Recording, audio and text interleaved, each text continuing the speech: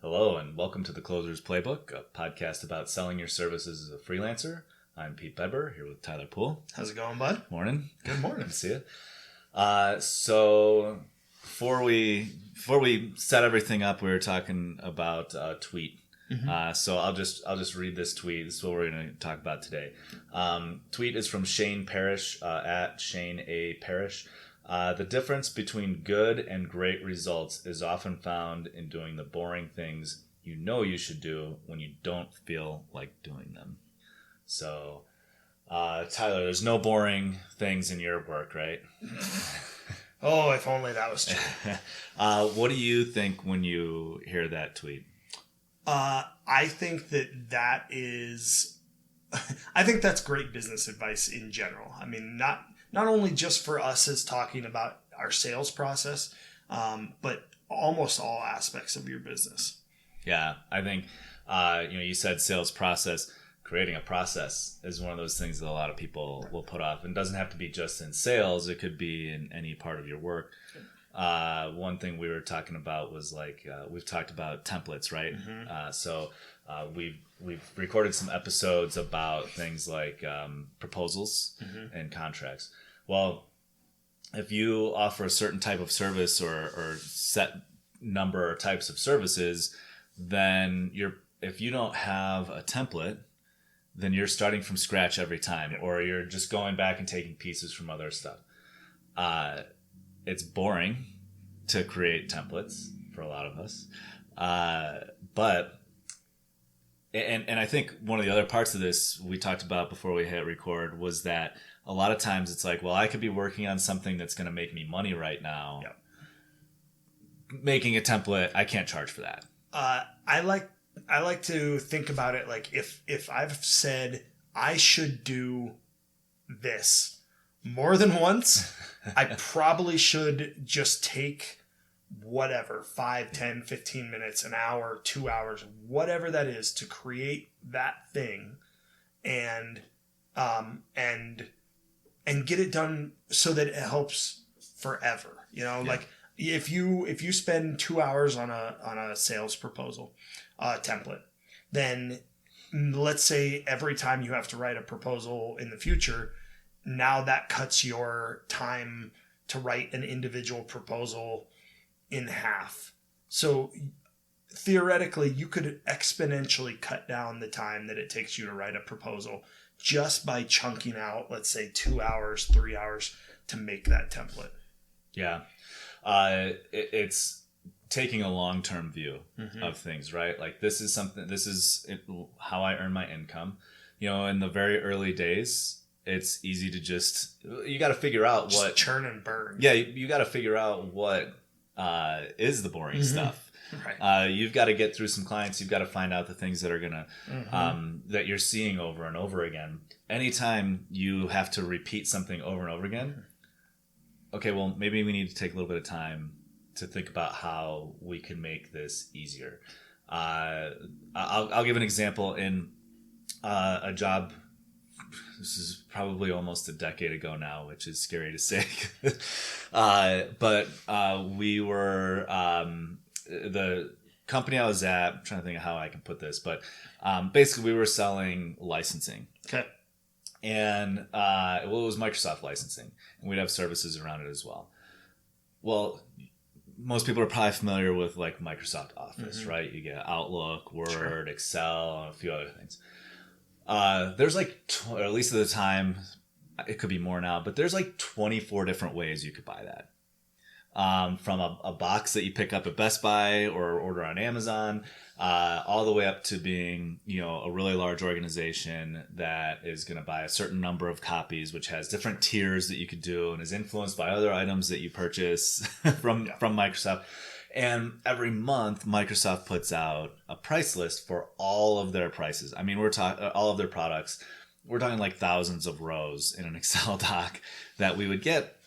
And when we would go put proposals together, I might spend 4 hours on a proposal for one customer that's just saying like, here's the ways that we could make, here are some different things we could do with the licensing. Here's the, pros and cons of each of these. And I usually say like, here's 3. This is the one I recommend based on what we talked about. What's important to you, right? In the discovery phase. Right. Which we've talked about in previous episodes. And so I was so frustrated because if a customer said, well, what if we did this? I almost had to start over from scratch. So it was like 4 hours. Well, we'd been hearing for a year that there was a team working on a tool that was going to do all this. So you just plug the numbers in, whatever, nice. Okay. And then it goes, here's your options. Mm-hmm. And did it happen? It I don't even know if it has happened today. But what I ended up doing was going, all right, how can I make this easier for me? Mm-hmm. And if I can make it easier for me, I can share it with the 50 other people that needed to do this. And so I spent about 20 hours outside of work learning just enough Visual Basic and macros type stuff with Excel.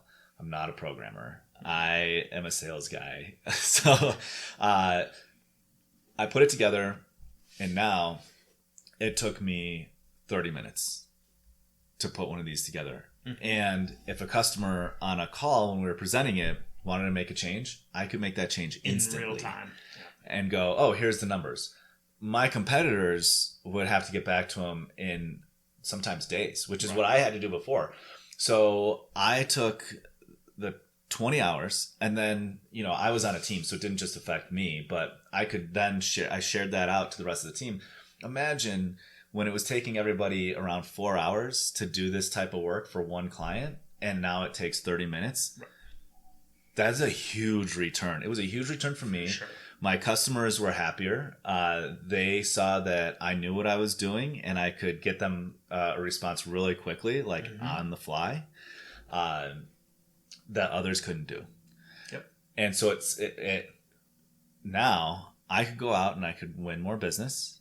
I could work on growing existing business substantially more than I could before. Now that 20 hours was hard to do, and then to maintain it, because a new list came out every month, I just had to copy and paste into the back of this worksheet where it pulled everything from, and it updated. So it took 5 minutes every month. It would update everything, and everybody who had access to it. Yep. Yeah, I have a similar. One of the boring pieces of my job is backlink building. There are a lot of time-consuming steps to it that really aren't very much fun. Another thing about boring, especially as a freelancer, is the most boring pieces of your job are the ones you should try to outsource first. Yeah. And so Pete and I were talking about this probably, a year ago. Yeah. And I was complaining about finding emails, I think. And Pete's like, why don't you just write up a process and outsource it? Like, that's an amazing idea. And so I did. And so finding emails, I still go through and find the sites that I want to get backlinks from, but I do very little finding emails anymore because I hated it. But I tried to hire 2 people to do it for me, and they weren't doing a good job. And so their success rate of finding emails for the sites I wanted was, 50% of what mine was. And then when they did find them, half of them were bouncing or whatever. And so I wrote up a process sheet of how to find emails. And every time I hire a new VA, I send them over this, and it works like a charm. And it saved me who knows how many hours of not only doing it myself, but training VAs to do it So it probably took me, it probably took me 2-3 hours to do that. But man, has it been a lifesaver since. Yeah. So yeah.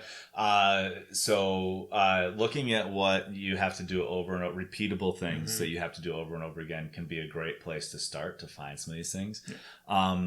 So doing it yourself, like making a template for proposals or finding a template for proposals. Right. Maybe you find one that it just works for you, or maybe you just have to make minor tweaks to it. Outsourcing certain activities, if that frees up. Look at everything has a cost to it, an opportunity cost, right? Is your time better spent on client work, or is it better spent on emails? What do you earn from doing client work versus now that when you're not doing client work and you're looking for emails, yes, that's going to have a return for you as far as new clients, but what's your average client size? Like, you can look at some of these things and go, okay, where is my time best spent in my freelancer business? Yeah. The other thing too is there's just sometimes you can outsource to a tool. Are you tracking expenses and income really well? Are you trying to do it in Excel, but not, maybe there's a tool, QuickBooks is like a popular one, right? Sure, Mint yeah, any of these. Well, is there a tool out there that maybe it costs you a few dollars a month, but again, what does that save you?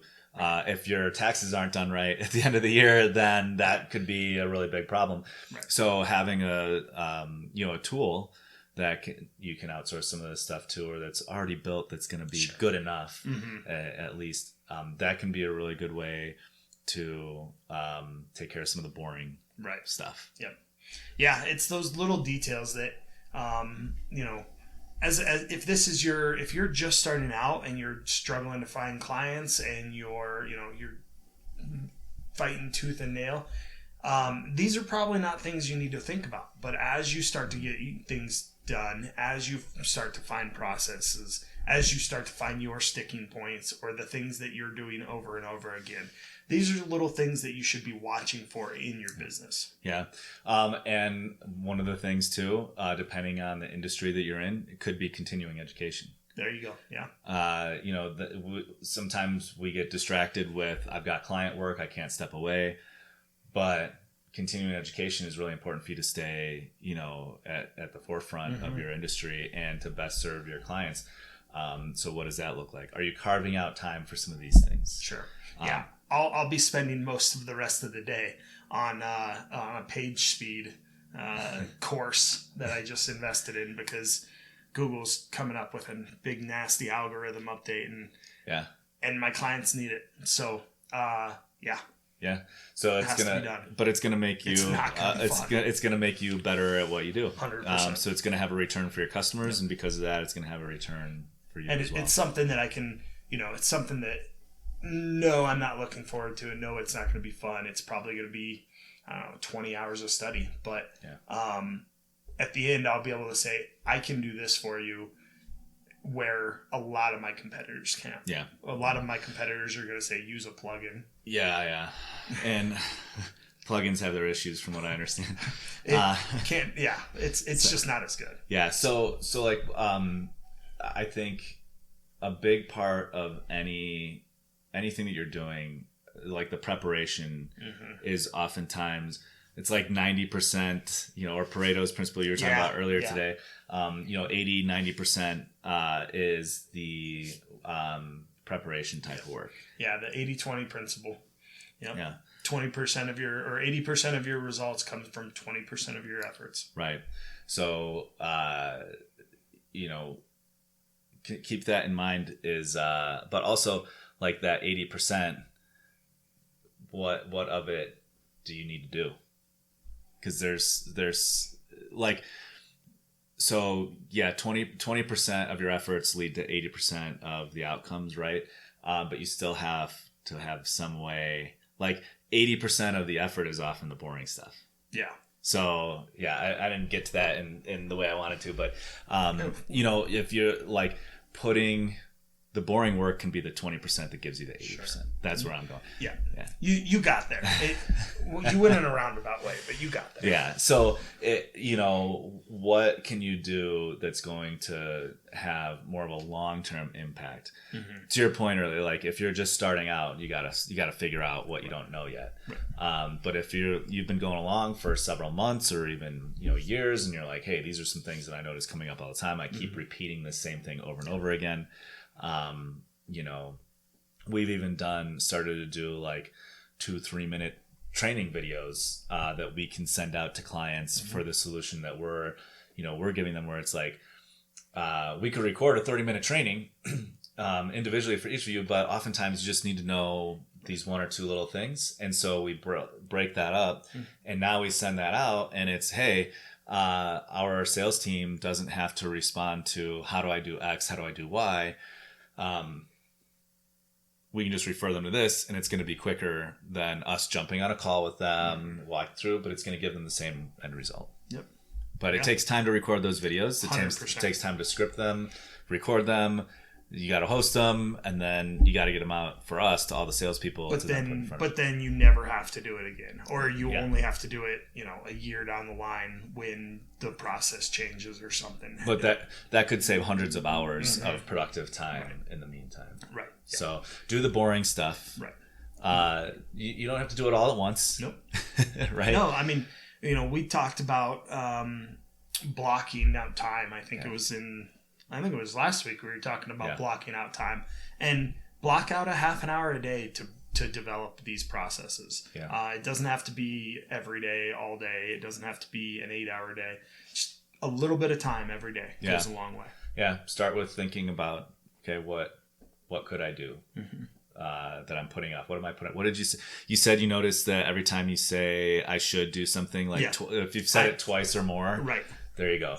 I should do write it blank. down. Right. Write it down. If you say I should do blank, write it down. And then if you go back to write it again and it's already there, it's time to do it. Time to do it. Yeah, that's a good signal for yourself. Yeah. So maybe a good place to end this one. Yeah, I like it. That I think we've said that before, so we know.